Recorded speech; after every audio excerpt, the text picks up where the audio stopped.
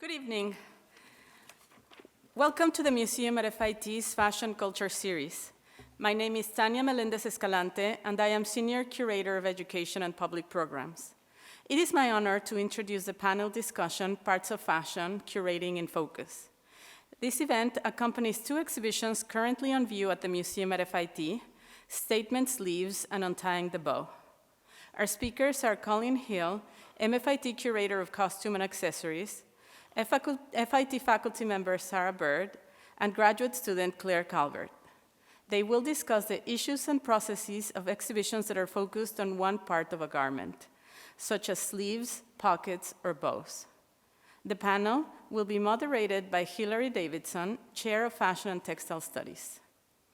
I ask you to please silence your phones, and if you have any questions for our panelists, please use the cards that were provided during check-in. We will collect them and give them to the moderator. We will have a Q&A segment after the conversation. Please join me in welcoming Colleen Hill, Claire Calvert, and Hilary Davidson.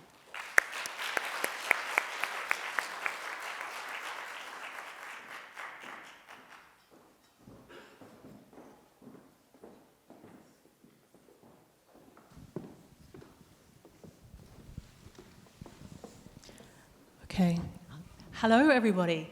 I'm Hilary Davidson, and this is my colleague Colleen Hill, Claire Calvert, one of our graduate students, and Sarah Byrd is unfortunately currently stuck on the subway. I'm sure you can all relate, but she is on her way.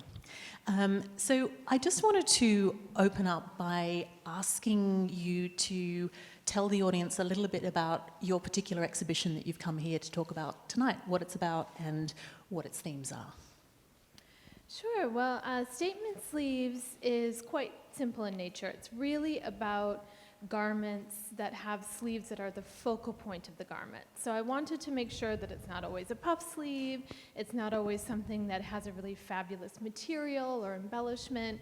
It's in fact just any kind of design in which the sleeve is the focal point. And maybe I'll talk a little later about why I decided not to do a chronology, but it is thematic. So I have sections like puffs and folds and tucks and an entire section about functionality and asymmetry and mismatch. So it's kind of a creative, thematic way to think about one part of a garment. This semester, our class of graduate students put on Untying the Bow as our exhibition, and we were focusing on looking at the bow starting at its most basic form as just evolving from a knot, specifically the bow knot, and how that its utility and its functional and formal qualities build up to the abundance of bows we see today and all of the symbolism that they, carry, such as status and gender. Thank you. And Colleen, you mentioned that you decided not to do a chronological approach, but what made you decide to do an exhibition on sleeves anyway? What first sparked this idea, and then how did it develop? There were a few things that made me interested in sleeves. One of the first was thinking about my own wardrobe during lockdown. My typical uniform is a black sweater and then a bright pattern skirt, and that is the most boring thing to see online day after day. So I started wondering what I could do or wear that would have a bit more impact on screen, and that was big sleeves. And even as far back as 4 years ago, the idea of statement sleeves was really coming into fashion. So I was able to find some great examples. Another thing that sparked my interest happened a couple of years ago, where I was in the FIT library, and I can't even remember what it was I was looking for in the first place, but on the returns cart there was this amazing book that was called Sleeves, a Treasury, and it was by a woman named Louise Todd Cope, whom I'd never heard of at the time, but it had this really wonderful hand-illustrated cover and a lot of really beautiful hand illustrations within the book. And I checked it out just because I was really interested in it visually, but it also had a lot of really great statements statements about sleeves and how they can really make a garment. And this particular woman, who it turns out was more of a fiber artist, had all these really interesting observations on what sleeves can mean, especially in relation to things like gesture. And I was really fascinated by it and started thinking about how I would put together an entire exhibition of sleeves. So it's kind of a combination of things. Fantastic. Claire? Well, one of the students in our program, Ariana Perez Avalez, she noticed that bows were very prevalent in fashion and wanted to investigate that as an independent project, and had a very keen eye.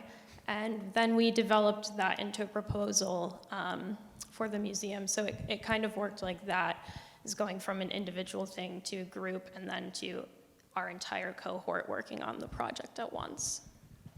And you mentioned that this came from Ariana noticing the bows in fashion, and I think something that both of these exhibitions have in common is that, I mean, working on them, we have a kind of a frequency bias that we started noticing bows everywhere, sleeves everywhere, but these have also coincided or have been developed when both of these elements are very strong in fashion. Colleen, you mentioned 4 years ago. Claire, you're talking about the way Ariana noticed this last year. So I wonder if you could talk a little bit about the timeliness of these exhibitions and their relationship to current fashion. Well, I think whenever you're working on an exhibition that happens to hit on a moment in fashion, you're always, of course, hoping that that moment will still exist by the time the exhibition opens, because fashion can move rather quickly. You don't want to seem outdated. And in this instance, I think the sleeves and the idea of statement sleeves has only been building. And as we were talking about just before we got on stage, a big impetus recently has been the film Poor Things. And I hadn't even heard of this film, and suddenly it was just out in theaters, and suddenly I was getting calls asking to talk about statement sleeves in relation to this film.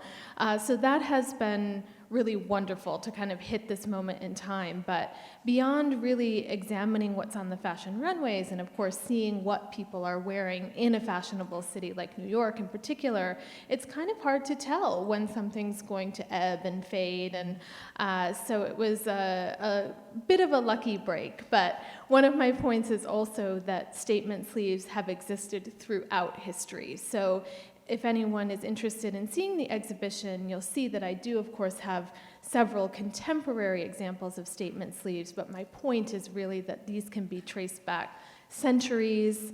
As a historian, one of my first questions was, well, what is the first statement sleeve I can find? And I actually found an archaeological example that dated to ancient Egypt. It's more than 5,000 years old. It's linen, and it already has ruching and tucks over the shoulders and sleeves. So statement sleeves are not new. I think from the perspective of bows, we have the same sort of thing going on with, like, is this going to be, are people going to be sick of this trend in fashion? Especially since over the past year, it's really boomed in seeing bows in such a decorative manner, like kind of stuck onto everything.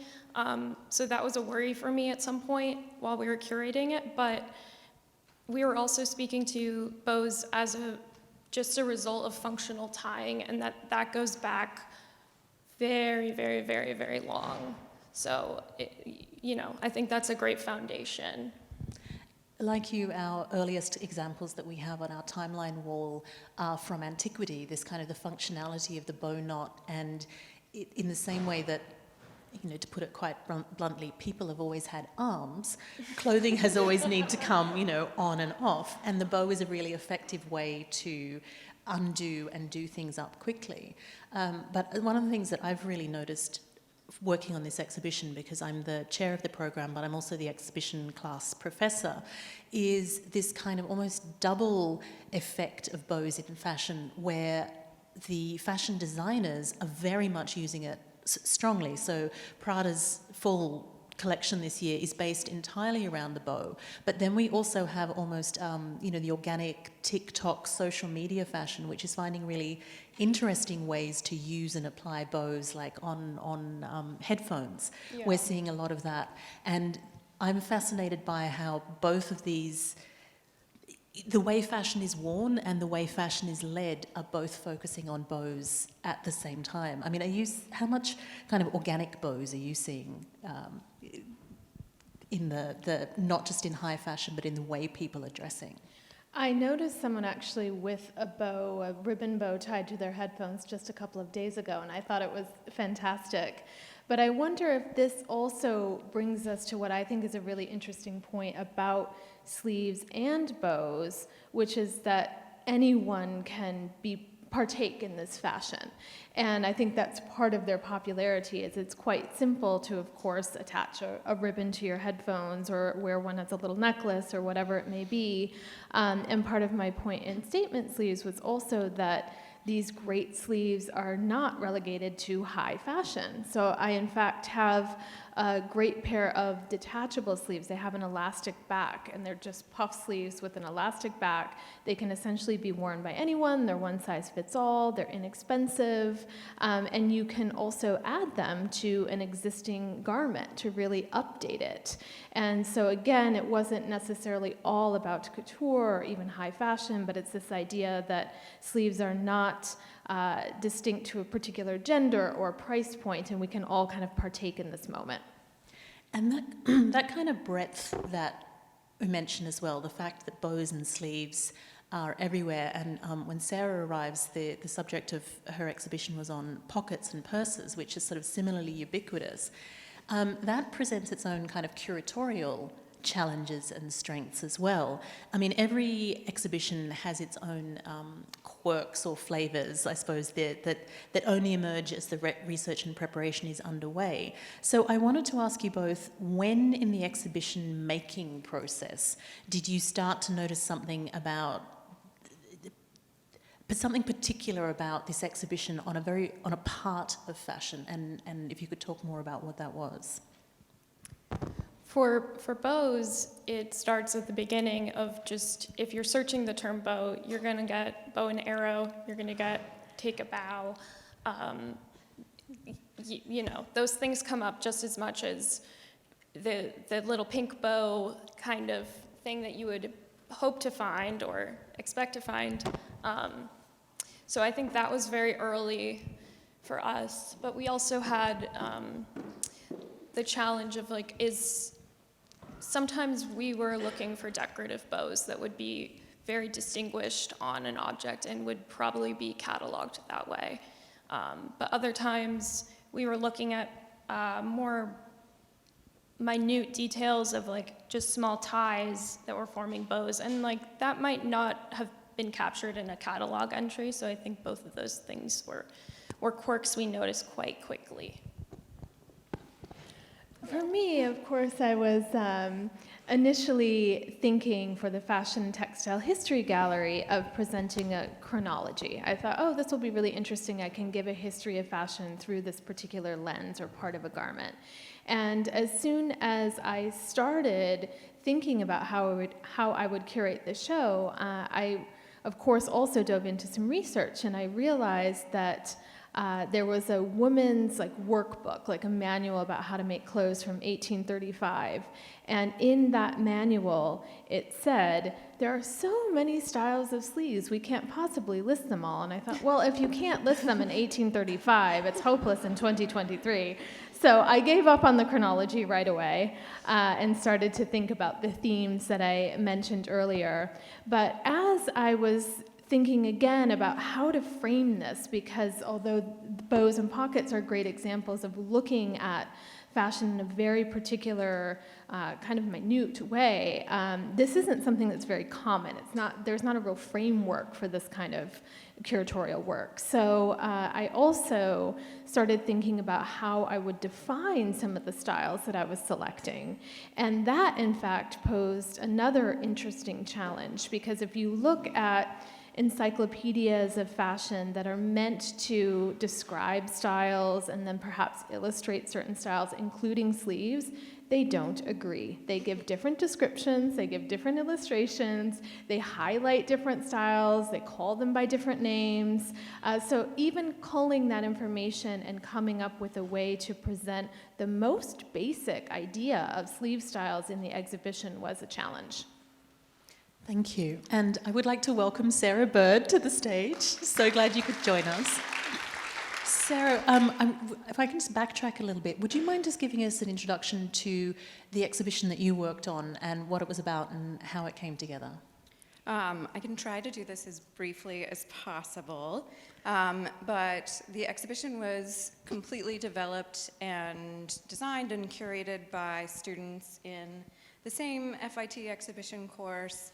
And in that experience, they came up with the idea, and we went through a lot of challenges to get to a kind of like manageable overview of what we would be able to do in a small space. And the exhibition chose to focus on things like privacy, freedom, gender, a lot of social kind of concepts. So we could really tell this story through these garments and use a lot of ephemera to expand it beyond just what was available in the collection.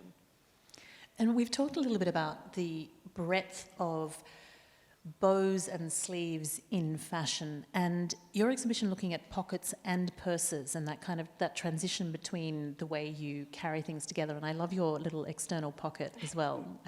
The audience notices this is how pockets used to be, but also some of the difficulties of perhaps finding when things are everywhere, how do you narrow it down? And I think you had a particularly object-rich and broad exhibition, and I wonder if you could talk a little bit about the challenges of working out what to put into the exhibition. How do you select what is most important?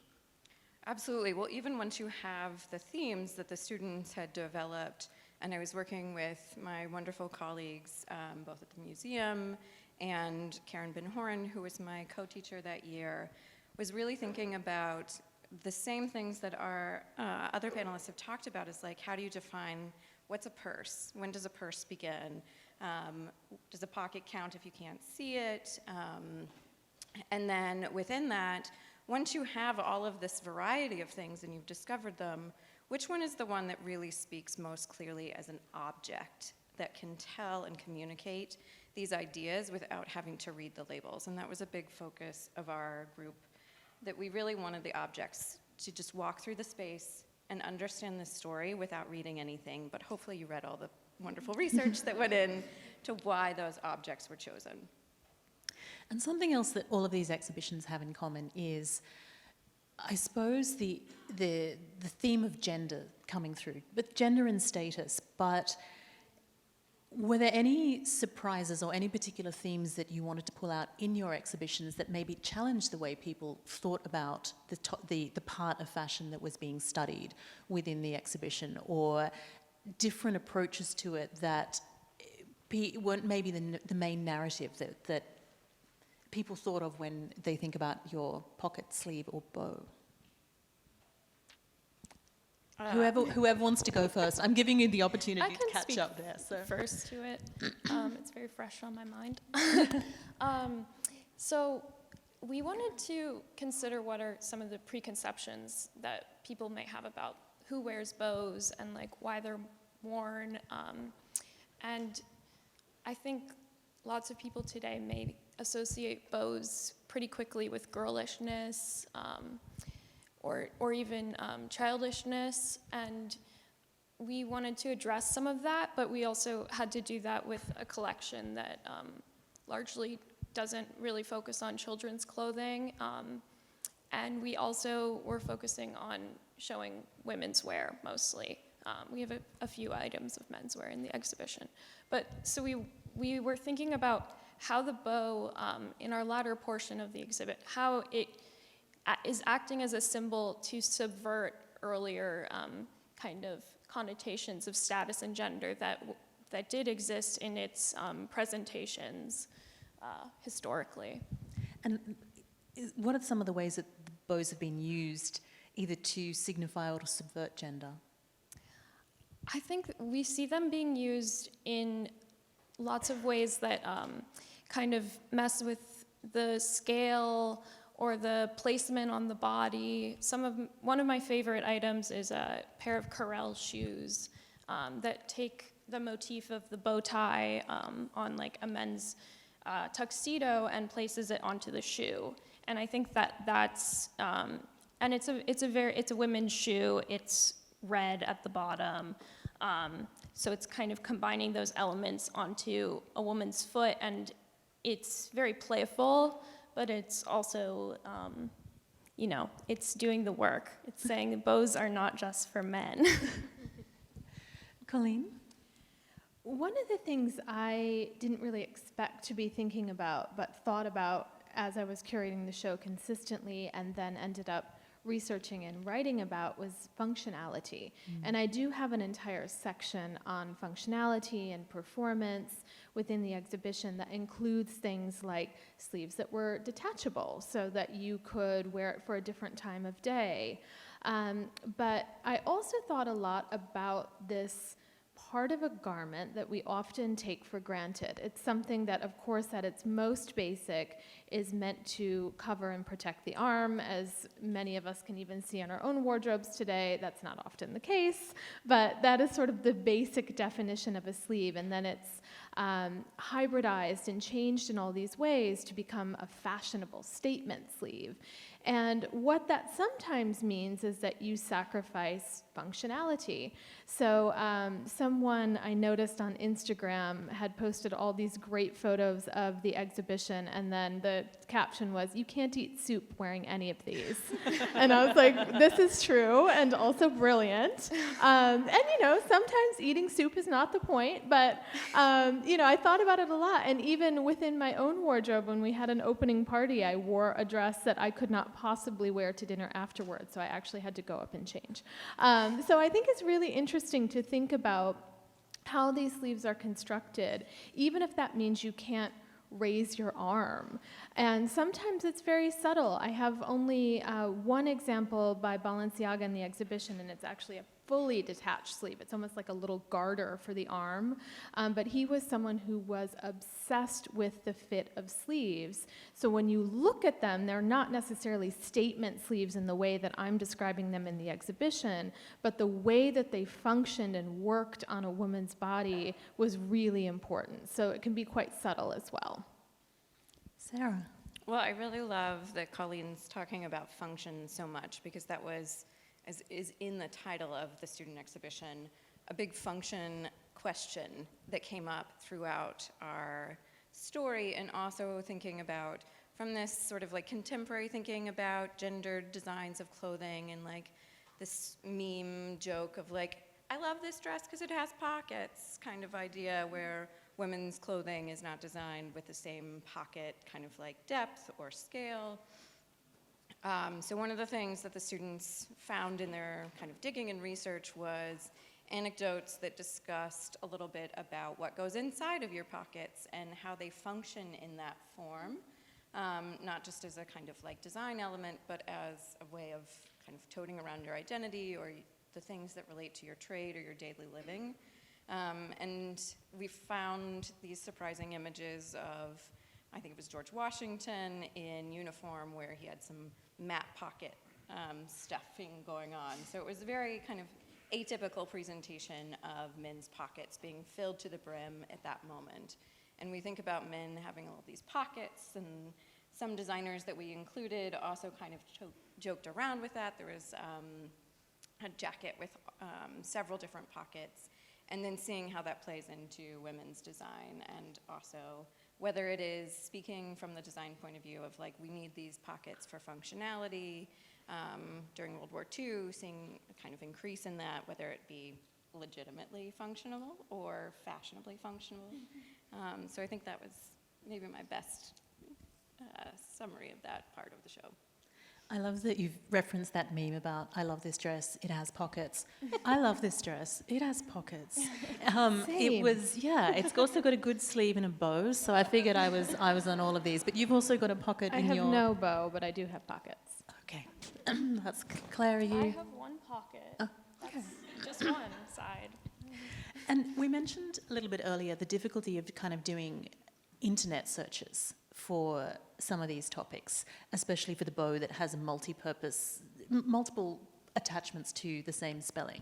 And so much of the way that fashion is transmitted and encountered now and even researched now is digitally. But the functionality and the way these clothes are worn, and part of what makes all of these parts of a garment so important, as we've said, is their functionality and how they're worn. And I would like each of you to speak about that intersection between the research and also the object, how you're encountering the object and making choices within the exhibition to display these parts across this breadth of digital resources, but also a breadth of objects. Whoever would like to go first? I probably had a quite different experience from Claire and Sarah because, of course, I work at the museum at FIT and have full access to its collections. So for me, the only real internet search was to look for great contemporary styles. And I noticed in that search that the term statement sleeves is surprisingly new. It hasn't really been used by the fashion press for much more than a decade.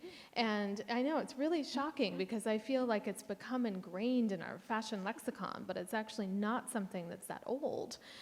So that was quite interesting, and it did come up with some really great ideas. And then, of course, I was thinking about particular designers, because there are certain designers that come up again and again with interesting sleeves, both historically and contemporary designers.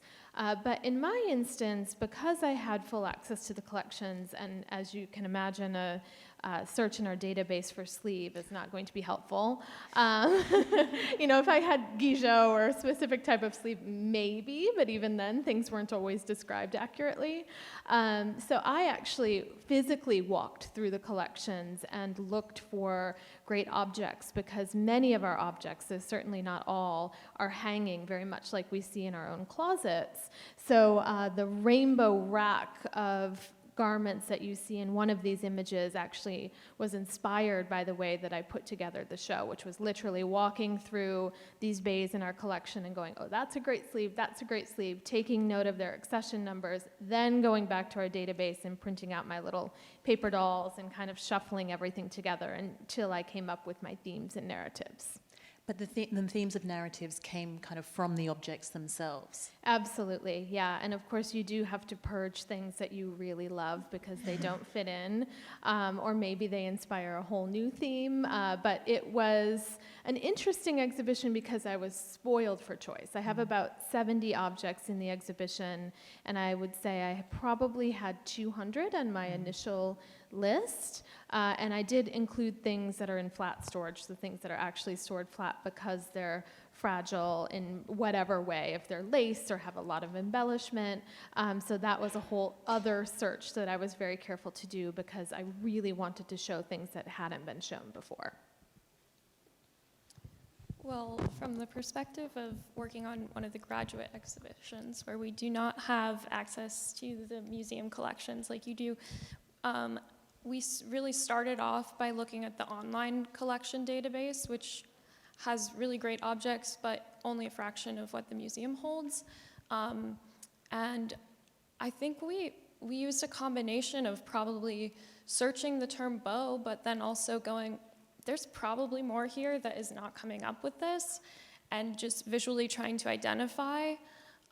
Beyond that, we then submit search keyword terms to the museum so that we can receive a list of objects that come up from those.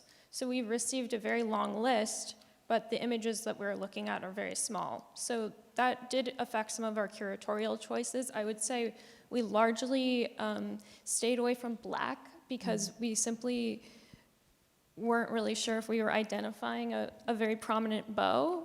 Whereas, Colleen, you have a really beautiful section in your exhibit at the beginning that uses all black garments. And I think that worked really well for like just kind of distilling the silhouette down to the sleeve. For us, the bow, we needed it to stand out, so black didn't work in our favor, and that kind of came out of the visual process of identifying objects. And we started with our themes. Yeah. So we we went in after having done a lot of research over the summer and realizing the kind of the overwhelming scope of bows. We had kind of narrowed down, all right, these are the kind of bows that we want to talk about, and we ended up with utility and symbolism as our overriding themes. Utility broken into form and function, and symbolism into status, gender, and abstraction. So unlike Colleen, where that's drawn from the objects, we kind of used our curatorial thinking about it to start to guide some of the choices that we were making. And when we got to see the objects, we found that really helpful as well, even though sometimes it was, look, the black bow doesn't pop. We want a poppier bow. So that kind of worked in between, but we definitely needed that guide through to be able to kind of, I've just got visions of like us, overwhelmed by a rain of bows, which would be beautiful, and that's kind of how it happened. It's like bows everywhere. But Sarah. Well, as the instructor who has the privilege of working with the students in this development phase of their ideas, we've figured out painfully and beautifully over the years how difficult it can be when you don't have that sort of like free and easy access to everything that you think you might have when you're working in a curatorial position. But I think this is a wonderful training in how to think about even just selecting a few key objects, right? Because you should have the ability to tell an excellent story in your exhibition, even with one object, right? Yeah. You could tell so many things through one single item. And so that does force the students to have to think about this as, do we approach this chronologically? Do we approach this thematically? Do we look at what the key aspects of a single designer are to sort of help us kind of narrow our scope? And also thinking about, from the students' like curatorial and like learning education side, what is the most important thing that you want to communicate in this moment? What values and what kind of components stand out to you? And that proved to be like sort of a wish list of how you go about it. But also, it gives you kind of some roadmaps to follow. So with the pockets to purses, pockets and purses, we really found this like a multi-layered approach to use both a chronological formation to kind of like get you through the gallery spaces, but that also had the opportunity to include a little bit of both menswear and women's wear, the sort of like playful elements of the purses that would just kind of keep somebody looking into the space. And then also consider within the designers what it was about the designers' work. So things like Bonnie Cashin being very well known for her pocket designs on clothing, having access to special collections where even if we couldn't see the objects until much later in the process, you could see the sketches and these other things that really inform your understanding of how to make the choices when you are looking at what's actually available. And we are incredibly lucky in the Fashion and Textile Studies program that we can use the permanent collection at the museum at MFIT, one of the great fashion collections in the world. And we also, that's backed up by, you mentioned the special collections and college archives in the Gladys Marcus Library. We have these incredible resources and this fantastic team. Colleen was our museum liaison for the Bows exhibition this year. But it's an amazing curatorial development experience for the students to be able to work with truly high quality clothing collections, staff, installers.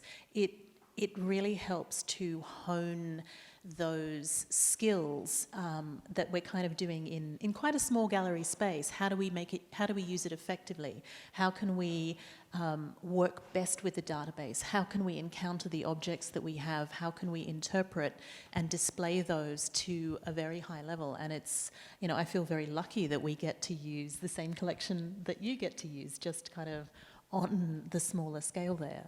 It's a real highlight of our program and one I feel very fortunate to be chairing our students through. So I want to say, are there any particularly quirky parts of an exhibition? As I was saying earlier, every exhibition has its own little, sticky spots and things that move smoothly. What maybe was unexpectedly difficult about an exhibition? Like curatorial successes are wonderful, but what surprised you by being like harder than you thought it might be? Claire, do you want to start as a current student? I'll let you start. Okay. Well, I actually want to spin this in a bit of a positive way. Oh, it's definitely, a challenge is always a positive thing. It makes you creative. Well, one of my favorite pieces in the exhibition is a dress from about 1970 by Pauline Trigère. And it's a really fantastic rainbow check. It's a really kind of oversized woven check fabric. It's very striking, really lovely. And I chose it because it has these really dramatic sleeves. So the dress is full length, and then the sleeves split at the elbow, and then they fall all the way to the hem of the dress. So it's a really fantastic piece. And one of my colleagues here at the college wrote to me and asked if it would be possible for her to make a Clo 3D replica of a garment in the collection, potentially in statement sleeves. And I wrote to her and said, actually, I've been thinking about this Pauline Trigère dress because, as I mentioned, one of the things that's really lacking, unfortunately, when you're thinking about sleeves and functionality and gesture is movement. And I was particularly keen to see how these sleeves would move, which you can see in this Clo design software. So she agreed to that. But in the meantime, I, of course, had to touch base with our conservation team. And the sad thing about this dress was that it was missing its original sash, which I knew because you can find this particular dress in 2 other places, in another collection, and also there was one for sale recently at auction. And so when I wrote to our conservation team, our assistant conservator, Callie O'Connor, wrote back and she said, oh, I'm actually making a replica belt for this. And I was like, what? So she went to all the effort to have Eileen Costa, who's here tonight, photograph the fabric, and then we sent it to a lab here at MFIT PrintFX. She went through a lot of trouble to get the exact right-looking fabric and hue after it was washed, and went to the effort of looking at measurements of this original sash that we could find online and remade it so accurately that every time I take someone through, I have to say, this is fake, believe it or not, the sash is fake. So those kinds of challenges are really interesting because it would not have been the same dress. It would have been an interesting dress, but what really brings it to be a star piece in the exhibition is that it looks complete with this sash and that you can also see it in movement. So kind of working around some of these challenges and relying on your teammates is always really important. Sarah, do you want to?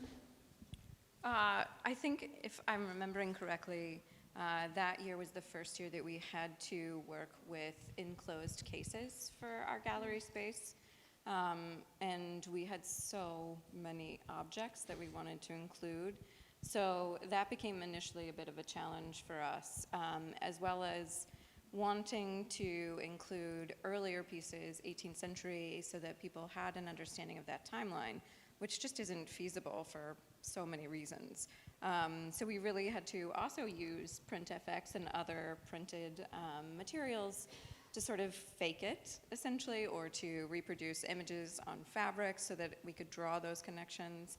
And our exhibition student design team was really phenomenal in figuring out how to create this casework with the exhibition design team here at the museum to really make something that showcased all of these things and gave them their own spotlight in a way. So it worked really beautifully.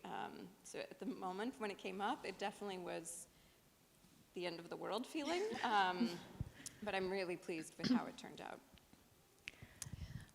From a student perspective, I would say curating an exhibition in tandem with like 19 people is always a challenge. But it's partially that we had such an abundance of great objects to choose from, and there were so many that we had to cut. And as Hilary said earlier, we really started with our concepts, and those drove our choices for objects. So I think it was a lot of going back to, does this fit the thesis of the exhibition, and kind of trying to stay on track with that. But I think the really great part of working with so many people is that you get a lot of different perspectives on the objects, and like something that you would never think of is brought out by someone else. You do maybe there's I'm sure every single one of us has an object that we were like, I wanted that so badly to be in the exhibition, and it got cut because it was just maybe a personal fondness that wasn't fit for the thesis, but yeah. Thank you. I'm going to start moving to questions from the audience now, many of which touch upon themes we've brought up. And I'm going to start with one that kind of connects to that idea of our exhibition thesis, Claire, but feel free anyone to answer this, which is how to operationalize and present the most basic ideas in an exhibition. Is there such a thing as too basic? No.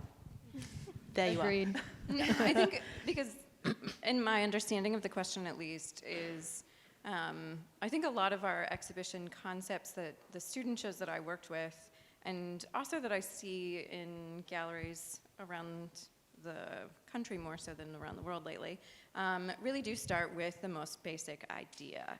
But then in the same way that these three exhibitions just take a really basic kind of element of a garment and then are able to really kind of expand from there. So it helps to sort of start thinking small, if that makes sense, before you go to the extremes, before you live in the clouds. I'm sure my students are tired of hearing me talk about the tree, that we have to, you have to have a trunk before you then have the branches that have the twigs that have the leaves. And if you don't have that stable basic idea or thesis, none of the other branches and interpretation is going to be supported. I'm a little sick of saying, it's really just a knot.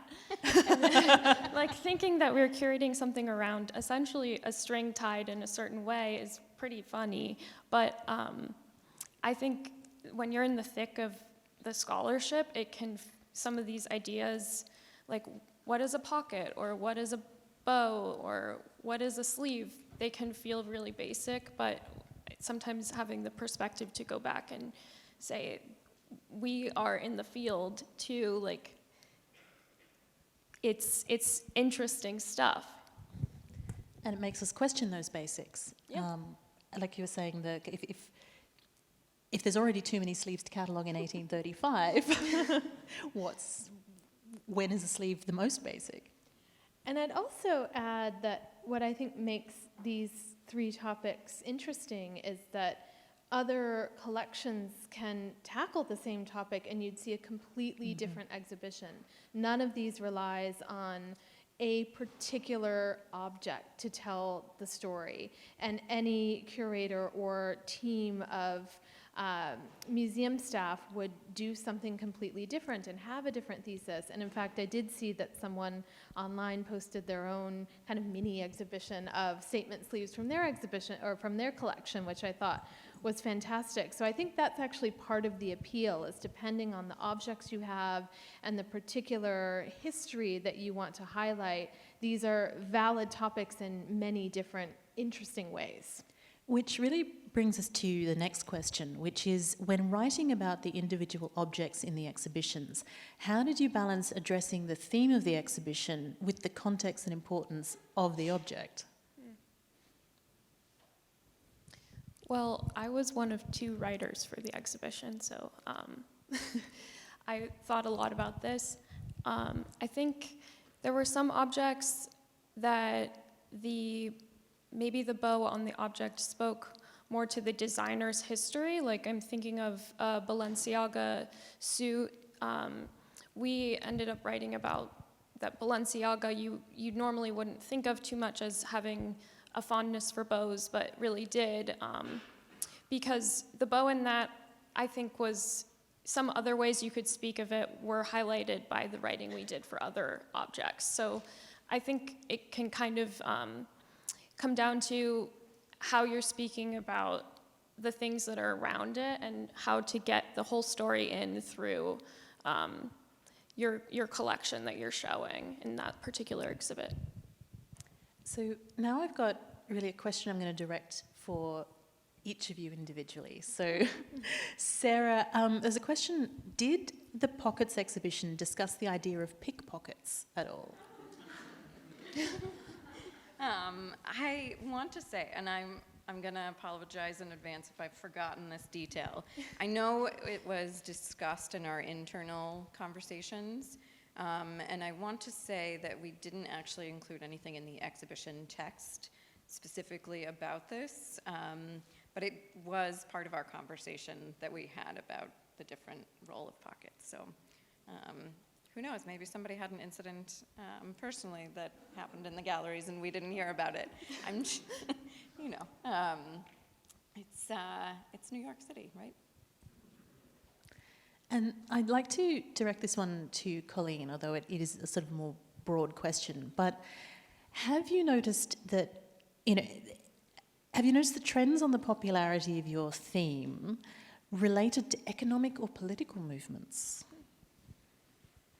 Well, as I mentioned earlier, I think one of the really interesting points about sleeves is that they don't have to relate to that. So if the question is about, inflation in the United States to inflation of sleeves, no. I say that It's because the old hemline question. Exactly, it's yeah. kind of like the hemline question. No, unfortunately, we can, or maybe fortunately, whatever, we can trace the rise of the sleeve to well before inflation. One of my arguments, because of course I did have to think as to why statement sleeves are so fashionable, and I have the pleasure of taking many people through my own exhibitions. One of the things we always do here at the museum at MFIT is give tours led by members of the collection staff. So we get a lot of face-to-face interactions with visitors. And I distinctly remember when I started giving a lot of these tours 10 or 15 years ago, and we were looking at contemporary fashions, women would always come up to me and say, why doesn't anything have sleeves? And they were right. There was this moment in time that many garments, particularly dresses, were made without sleeves, and these were like fall-winter collections. So I think it's partly a pendulum thing, and I think also statement sleeves are tricky to make, and they can really, of course, be a means of self-expression, but I think they can also really highlight a designer's capability, and of course, grab attention very quickly in a way that doesn't rely on a particular detail, like maybe a small bow or even a pocket. And then Claire, how, in your opinion, do you think the coquette or the bow trend will evolve in the upcoming fashion seasons? Is it going to be just a trend, or is it going to be more than that and become established in some way? Forecast, please. Interesting. I'm not personally a fan of the coquette trend, so I don't know if I'll speak to this in a super positive way, just because I don't embrace it in my own style. But I think that maybe there will be a swing against it, like dropping the bow. Maybe I'm just hoping that. I know you're slightly allergic to bows at the moment. Yeah. Yeah. We've seen a lot of bows during this exhibition, a lot. But Yeah, I'm sorry to not better answer that question for you. You'll have to seek out the trend forecasting students at FIT. so then that's sort of one of the other questions then, more broadly, is anyone can partake of fashion, and something that runs across all these exhibitions is their normal parts of clothing. So do you think it's important to look at everyday fashion in fashion history? At everyday fashion? Yeah, that's for all of you. Maybe the ways we look at it. Yes. Period. Yeah. I mean, I think my perspective personally is that fashion is so much more all-encompassing than we often kind of hear it defined, especially in the popular press. And that the kind of like broader scope that we can kind of look at, the more insights we can gain about what's happening also on the runways. Like, it's all, we're all interconnected in lots of different ways, and to be creative about how you think about it, and what every single one of you is wearing in this very moment is a subject rich for me to look at in another 100 years, if I were to be alive. So we've got two more questions left. One is a kind of a practical question, and then I'm going to end on one for everybody as well. So the practical one is, how many months in advance is an exhibition planned? Ours began about a year ago, starting with Ariana's individual proposal. And maybe that sounds like a long time, but it's actually an extremely condensed amount of time to work on an exhibition and do the research. So that's probably I'm sure you were working much longer than we were.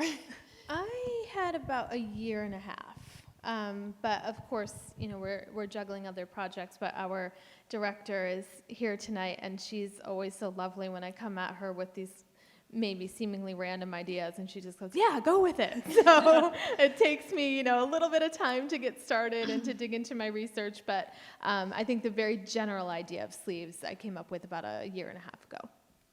And I'd say we probably, in Fashion and Textile Studies, we really start to get into gear in the fall semester, which starts at the end of August. So by the time from fall to kind of the exhibition going up, it's about really 6 months of very intensive work. So we're leading into it, but then we're kind of actively focusing on pulling the exhibition together. And that is a whole class working on it all together of like 6 months of work. While they're taking other classes. Many other classes, yeah.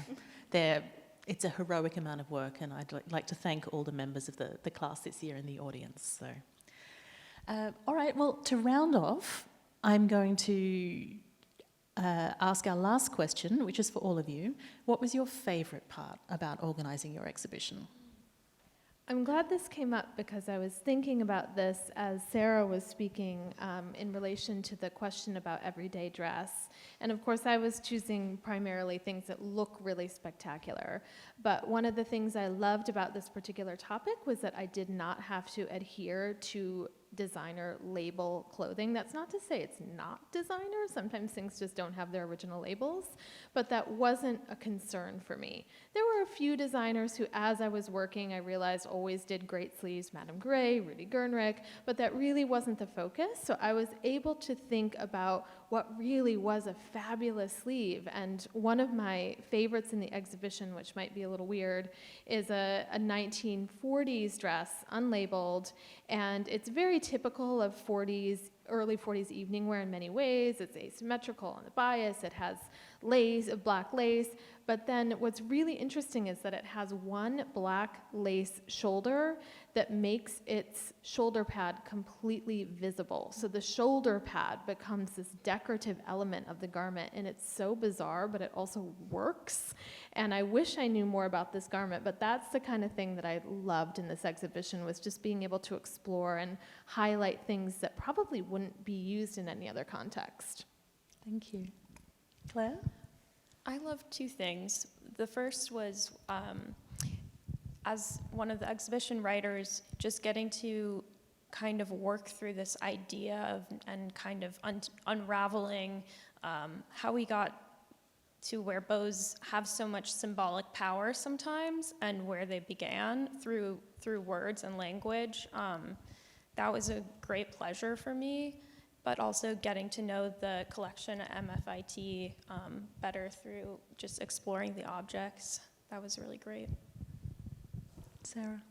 So this exhibition took place many years ago now, and I hadn't necessarily thought about the details of it until preparation for this discussion, and I'm really, really amazed and proud at the work that the students put together for this exhibition. I still think of it as one of the best ones that I've seen that addresses the subject of pockets and purses. So just having the benefit of working with the students on this process, which I think every year has been a really rewarding experience, but that show stands out in my personal favorites. Thank you. I think we will end there. So I'd like to invite you to thank the panelists, and thank you all for attending.